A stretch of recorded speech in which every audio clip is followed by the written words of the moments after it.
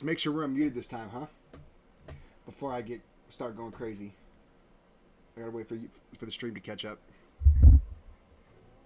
Hold on, here we go. We're gonna check. We're gonna double check. Let's make sure we're unmuted. Holy shit, we remembered. Okay, we remembered this time. We're good. Welcome to the David Atencio Show. I'm David Atencio. I apologize for the late start. We'll leave it here. I apologize for the late start. Had some work issues come up. I had to run into work real quick, but we got her taken care of and we are here. So let me make sure we are all good here. Refresh. We're chilling. Okay, cool. Let's move this out of the way. Okay, maybe not. All right, so first on topics today, just a quick touch for the Israel and Hamas deal, peace deal. There's nothing crazy that's happened since yesterday, since I talked about it. Just a quick recap. A peace treaty has been, the first phases have started. Israel moves back to a certain, like a set line, kind of, where they have to move back to a set line. Obviously, a ceasefire is going on, and then within the next 48 hours, Gaza has to release prisoners, alive and dead. They are working on it, getting it figured out. Israel's agreed. They're starting to move their troops back, and it was finally made official. So when I was talking about it yesterday, it wasn't an official deal. It was more of in the talks. Look, this is what's going to happen. This is what's being said. Blah blah blah blah blah. And then today, or I guess at midnight last night, it was fully made official. So obviously that's a good thing. Thankfully, it's coming to an end. A lot of people are talking about Trump and getting a Nobel Peace Prize. I guess we'll wait and see what happens for that. That'd be crazy. We'll wait and see what happens if it goes into effect. If Hamas keeps their side of things. If Israel doesn't start going nuts and bombing them again. But it sounds like Israel's down for the plan. We're just waiting to see if Hamas holds up their end of the deal, which peace is never a bad thing. It's been a 2-year-long war now. It's been going crazy. So we'll see. But I can't even drink a beer today. I've been struggling all day today. All right, so now I'm kind of tripped out because of yesterday. So it's been a 2-year-long war now. We're good. Okay, I just got to double check. I keep tripping out because of yesterday. Next, we got, so back in January of this year, Los Angeles caught fire. It was obviously a big thing. It was one of the worst in California history. On the Palisades, it was, it burned up 23,400 acres of land. So originally it started burning. Fire department went out there, put it out, but it was smoldering. And then, it was like underground smoldering kind of thing. And then it relit and went nuts. Burned up 23,400 acres of land, burned more than 6,800 structures, and 12 people died. They've been investigating it since January. Man was arrested. Finally, the man who they believe started the fire, so his name is John. I'm gonna try this and try and not mess it up. Jonathan Rinderknecht. I'm not good with names. We've learned this by now. But Jonathan Rinderknecht. We'll go Rinderknecht. I got a quick article here. Let's move this. I want to read. We'll go. Maybe. Holy. There we go. All right. So I got a quick article here. I pull up, Los Angeles Daily News. We can go. I have something here. Oh, this was just a quote I was reading up on the Israel-Palestine thing.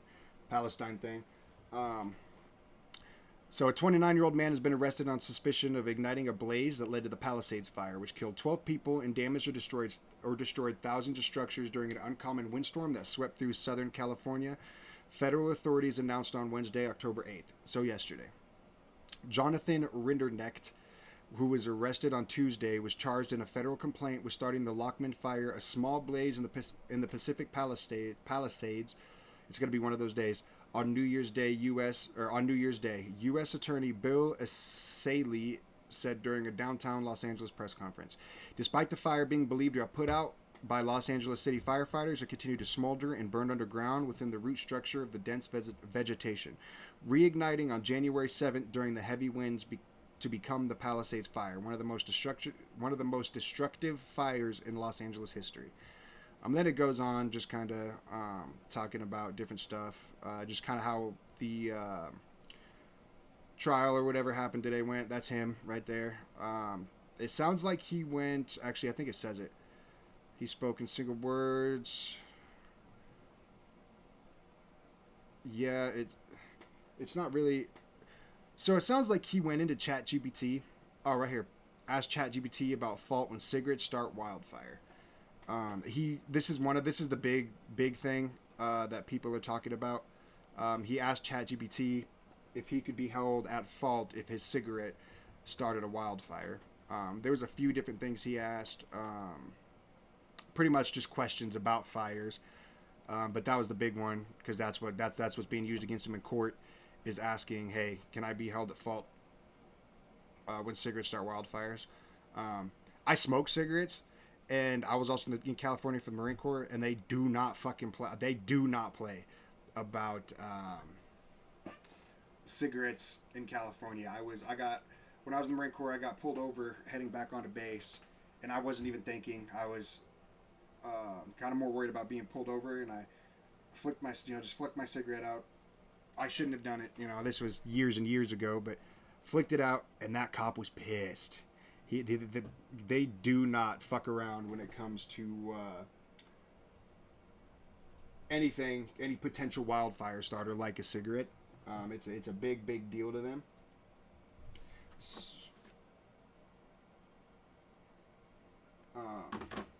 Sorry, wife texts me. But yeah, so it sounds like that's what he was doing, was smoking. But there are also some people out there that are claiming that he intentionally started the fire. I guess obviously the trial they'll figure it out. The investigation's still ongoing, even though they arrested him. The investigation doesn't just stop there. But we will see. We'll see about that. I'll keep following it. Because California's. It's not hard to light California on fire. It really isn't. I mean, we've learned time and time again. There's got to be something they can do. There's got to be better protocols they can have. It happens so often. I mean, it's a terrible thing, but it happens so often. You'd think they'd have better protocols. I mean, Gavin Newsom came under fire for a bunch of different things. I think it was like shortages in the fire department, mismanagement of his water. I mean, there was a whole laundry list of things that they were saying Gavin Newsom, the California governor, was mishandling. And it was, I'm sure everybody remembers that, because it was a big deal. He came under a lot of fire for it. He turned around, said it was being used for political gain, and then other people are like, "No, you're an idiot. It's proofs in the pudding." If you can't manage, if you can't even manage resources, especially something as important as water, I don't think why you're in a position of power is beyond me. But hey, I'm not a governor. I'm not a politician. That's just something that blows my mind. But yeah, they have him arrested. This is the guy. He's being charged with. I don't think the charges have been dropped yet, but we'll see. Witnesses told authorities he was driving for Uber that night and appeared agitated and angry. Yeah, they're probably talking about right here. Some are saying it was like a. It's they're trying to say, hey, he did it intentionally. It wasn't an accident. He wasn't just smoking, flicked it out the window. He went out there and started the fire. Said he was evidently. They're trying to say he was a Florida resident, but we'll see. Melbourne, Florida. I was charged by federal authorities with destructive property, but he moved after the fire. Shortly after the fire, he moved to Florida. So it sounds like he was a California resident, started the fire, moved to Florida. Obviously, for obvious reasons, trying to get away with it. I mean, this is all alleged. He allegedly started the fire. But they just seems, for some reason, they're big on him hyping up the... they're big on... It seems like they're big on him hyping up he lived in Florida. Part of me wonders if that's more of a... They don't want him to know he was with all the. It's not looking good for Democrats right now in the political violence sense, and this could be taken like that, even though it had nothing to do politically. But it's just another notch for him. You know, look, you guys are violent, and so it looks like they're really pushing because Florida's mostly a red state. That's just my theory. But I guess he did move to Florida. I think it's just weird that started, or that they're pushing it so heavily. I mean, this is the monster that started the fire. I don't think it matters that whether he lived in California or Florida, but people are going to do what they need to do to push specific things. So I guess we'll see. But yeah, he lived in Melbourne, Florida, but he lived in California, moved to Melbourne, Florida, not Australia. Then investigation ongoing. He was arrested, blah, blah, blah, being tried. Investigation still open, so we'll follow that and we'll see where it goes. And the next, which is my favorite topic I've done so far, Katie Porter. She's currently in Congress, a Democrat member of Congress. She's currently running for California governor, which kind of shows ambition for maybe president in the future or something bigger, you know. But we'll see where it goes. I don't think she's winning this race, but she's currently, you know, a Democratic nominee for the governor of California. I don't know why I went full face. I looked into it with it just being a story of an interview, and it turns out she's something. Well, we'll look here. Because this is just insane to me. So we'll watch the original story I was gonna talk about. She did an interview.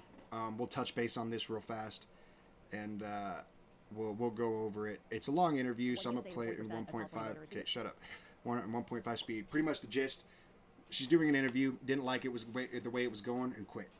But she wasn't being asked hard questions. It was a simple question, and she couldn't handle it. When the interviewer says, as you hear, says every other nominee has answered these same exact questions, and she just started panicking and freaking out. You'll see here. It's honestly hilarious. What do you say to the 40% of California voters? What do you say to the 40% of California voters who you need in order to win, who voted for Trump? How would I need them in order to win? Yeah. Well, unless you think you're going to get 60% of the vote. You think you'll get 60%. Everybody who did not vote for Trump will vote for you. That's what you're saying. In a general election, yes. If it is me versus a Republican, I think that I will win the people who did not vote for Trump. What if it's you versus another Democrat? I don't intend that to be the case. So how do you not intend that to be the case? Are you going to ask them not to run? No, I'm saying I'm going to build the support. I have the support already in terms of name recognition. Mm-hmm. And so I'm going to do the very best I can to make sure that we get through this primary in a really strong position. But let me be clear with you. I represented Orange County. I represented a purple area. I have stood on my own 2 feet and won Republican votes before. That's not something every candidate in this race can say. If you're from a deep blue area, if you're from LA or you're from Oakland, you don't have an experience. But you just said you don't need those Trump voters. You asked me if I need them to win. So you don't I feel like this is unnecessarily argumentative. What is your question? The question is the same thing I asked everybody, that this is being called the empowering voters to stop Trump's power grab. Every other candidate has answered this question. This is not... And I said I support it.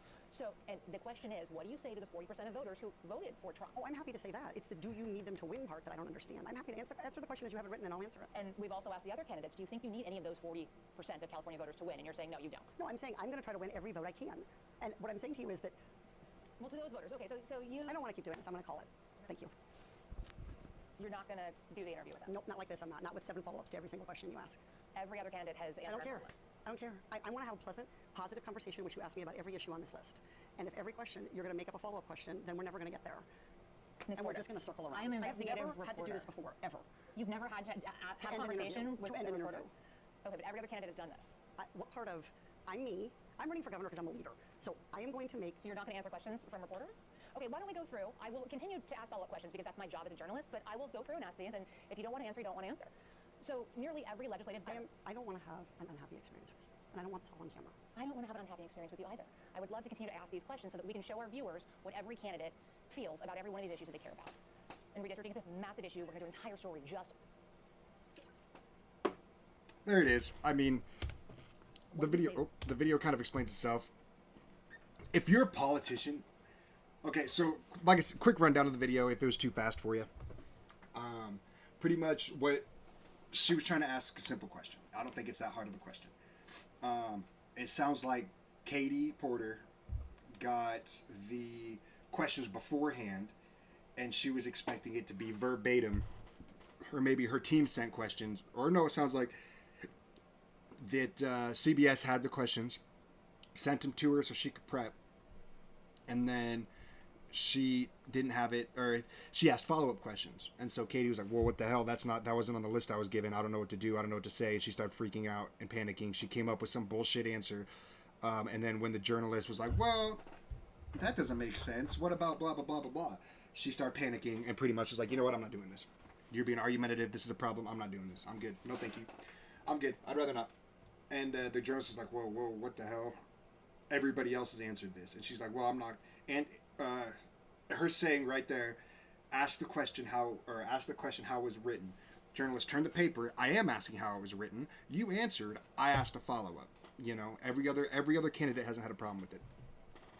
And her right here. Oh, I should have. Her is supposedly the front runner for California governor. If she wins, just based off this video alone, not the rest of the stuff I'm going to show you, just based off this video alone, California's screwed. They're looking to be pretty bad.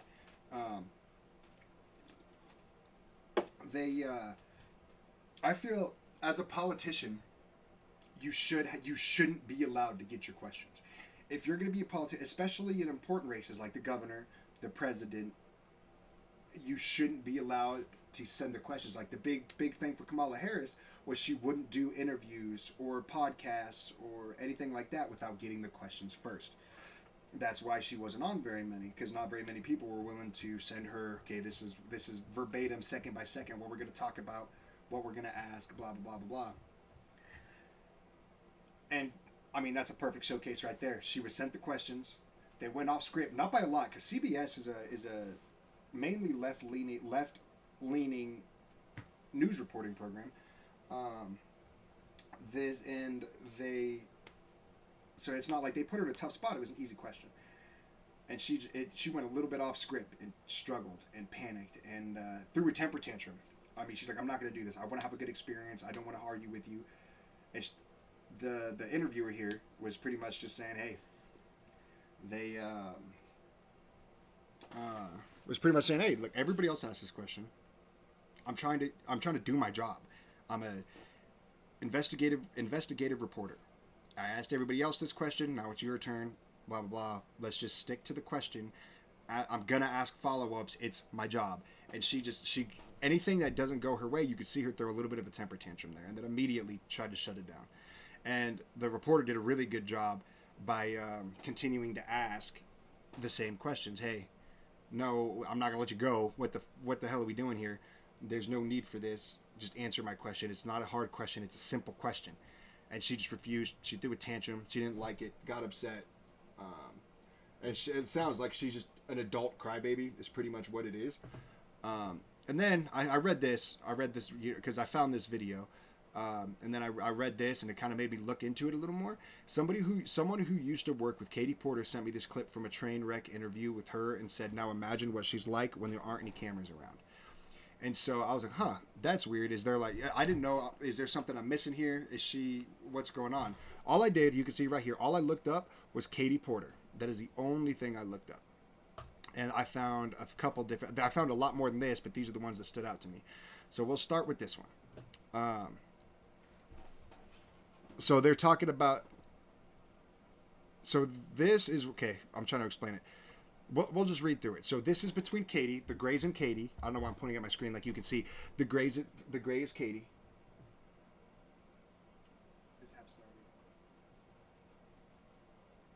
Oh my god, I started to panic. Okay. I thought I made an uh-oh again. We're good. Okay. The gray is Katie. The blue is her old worker.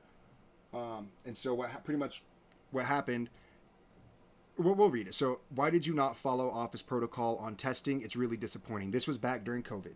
I'm terribly sorry. You're right. I should have done better. Just because I felt okay in the moment doesn't mean that I was. And then she said Sasha, which I'm assuming is is obviously the employee's name. I cannot allow you back in the office given your failure to follow I cannot allow you back in the office given your failure to follow office policies. Cody will be in touch, which I'm assuming is another employee's, about having your personal effects shipped or delivered to your home, and will lay out your remote work schedule and responsibilities for your last few weeks. So pretty much saying, hey, you're pretty much gone. And then she replies, I understand. Thank you for the last 2 years and all that I have learned. I hate to have disappointed you in this manner, as I know it isn't an excuse. I had found out my friend from the Navy had been murdered, and my head was not in the best place. Not an excuse, but the reasoning for the lack of forethought. I appreciate everything this office has done for me. So her friend in the Navy was murdered, so she wasn't in the right. I mean, you lose your friend dies. You're not going to be in the right headspace.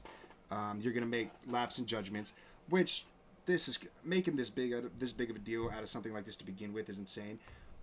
Her friend in the Navy was murdered, and she said her head was not in the space. She's obviously super apologetic, and then she said, well, you gave me it completely disregard everything she said.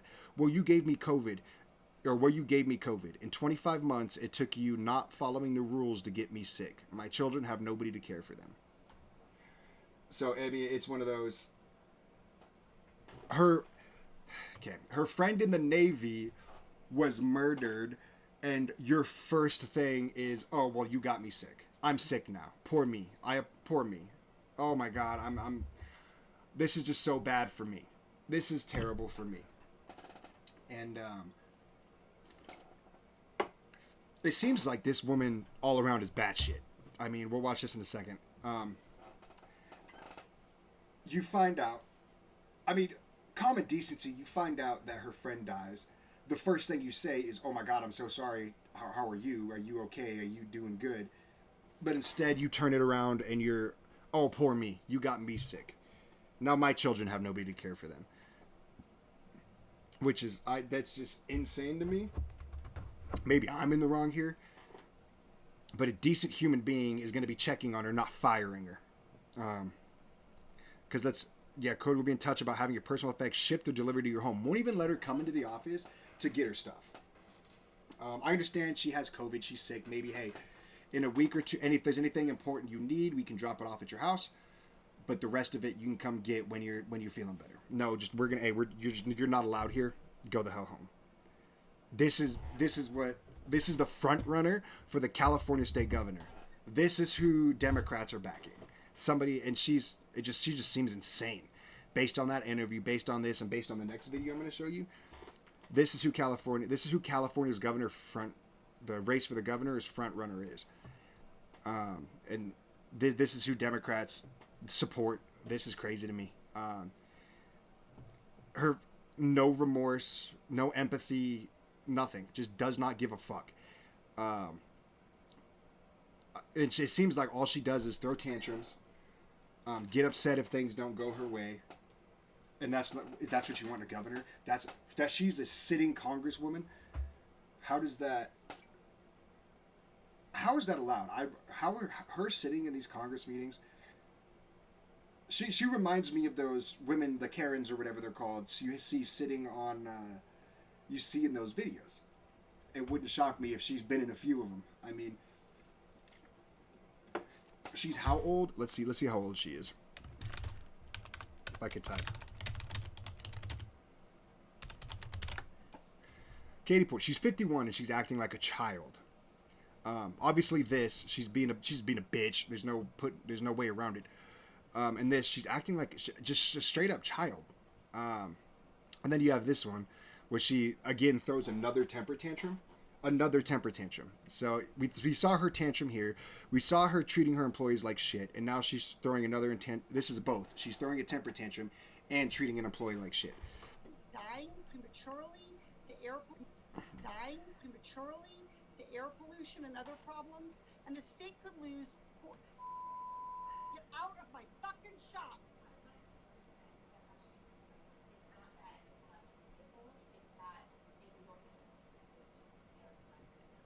Okay, it does. Okay, you also were in my shot before that. Stay out of my shot. Okay, I'm gonna start again with all. Okay, one more time. Employee comes in. To air pollution and other problems, and the state could lose. Get out of my fucking shot.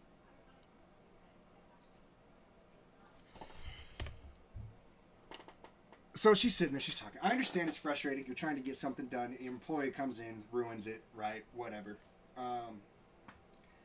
It's frustrating. It's. I'm not going to deny it. I'm not going to deny that. Yeah, it's probably frustrating, but turn around. It's your employee. They work for you. If you want to keep employees, you've got to keep them happy. And multiple have come out after working for her, obviously, because they didn't want to have her come burn her house down because they spoke out against her. But multiple employees have came out and said, hey, look, this is insane. She's psycho. She's treats everybody like shit. She's a shitty person, blah, blah, blah, blah, blah. Like I said, it's frustrating. I'm not going to lie. If you're sitting there doing something, a noise happens in the background that makes you lose your train of thought. Somebody walks in behind you, stuff like that. But that's when you turn around. Hey, I'm trying to do this. I need you to back up for a second. She obviously had something to say to her, and she could have. Okay, what's up? Okay, cool. I need you to get out of here, please. Let me do this, and then we'll talk more. Instead, she immediately get out of my fucking shot and start throwing a temper tantrum like a child. And then this is just 3 videos. Two videos and text messages that I've found. Like I said, we'll look at it again. Katie Porter, that is all I researched, and this is the first few things I saw. I didn't even really look that deep. I just found these 3, looked at a couple more, called her a day. She is 51 years old, acting like a toddler. I've seen toddlers act better than she has. And this is who California wants running their state. This is who is in Congress. I mean, it's insane to me. How can you be 51 years old acting like this, treating your employees like this? People, like I said, people have come out and said she's a shitty person to work with. She's the worst. She's a boss. She's a psycho. She acts like one of those entitled, privileged people. I don't know how she came up, but she acts like one of those kids who grew up with money and now thinks they're better than everybody, and she's more important than everybody, and everybody should bow down and lick her toes, and that's how she acts between this interview, these texts, and this one. And I mean, I'm sure if I look here, we'll just look up Katie Porter again. So that's what I found. That's what I just showed. That's the interview. Oh, that's a meme. I was so confused for a second what Pelosi was doing there. Okay, I kind of want to watch it now. We're gonna. My fucking shot. Get out of my fucking shot. Get out of my fucking shot. What is happening? Get out of my fucking shot. Okay, that's not as funny as I thought it was gonna be. Okay, all I'm seeing now are the interviews because that's what went viral. Or that's what is going viral right now. But seen shooting death stares at her staff. I need the lights off, the bright lights. I need you to turn these on that are killing me, not that dark. To turn these off. These that are killing me. Hang on one second, everybody. Yes, we should have. Yes. Okay, everybody, I'm not that dark. Oh, she's angry. You see that? Look at that. That's the face a toddler makes when they don't get their way. It really is. She's just an way overgrown toddler. I mean, soon Trump will lose or go to prison, whatever. But yeah, that's all she is an overgrown toddler. And this is who California wants running their state. She's allegedly the front runner. I don't know. I mean, it's also a Democrat state, so the polls never really tell the truth. But as of right now, news reports are saying she's the front runner, and you got a governor acting like that. insane. If she wins this election, like I said before, California is going to shit. It's not going to be a fun time had by anybody. But we'll watch and hope and pray that she doesn't win, because that's just gonna be a terrible ordeal for everybody involved. That's not gonna be good. That's not. It's a governor acting like that, treating people like that. That's gonna be a bad ordeal. But like I said, we'll see how it plays out. But that is all I had today. I appreciate everybody tuning in. I will see you guys tomorrow, hopefully on time. We'll see how work goes. Tomorrow I got a lot of stuff to do, so we'll see. Might be a few minutes late, but we'll keep it around 8 o'clock. I mean, today we weren't too late. We got here, what, 8:15, 8:20 is when the countdown started. So, but I appreciate everybody. I hope everybody, let me pull this forward. I hope everybody has a good evening, and I will see you tomorrow. Deuces.